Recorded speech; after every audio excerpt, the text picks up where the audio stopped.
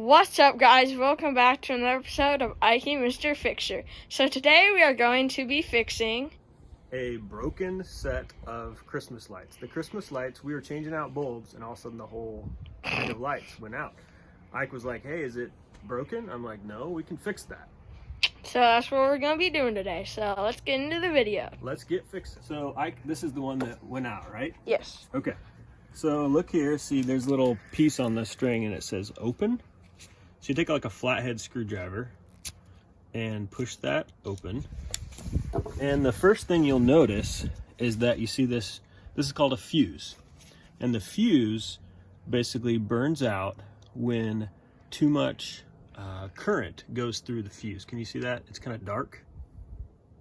Okay, Right the left one. Okay, so now I'm gonna pull that out. So this fuse actually keeps the lights from going on because it basically protects all the bulbs in the system from burning out all at once. So it breaks instead of all the bulbs breaking. Okay, so see that how that fuse is bad? Can you see that? It's all burnt up. Yep, you Okay. see that. So this other fuse in here looks good. Install that fuse into the spot.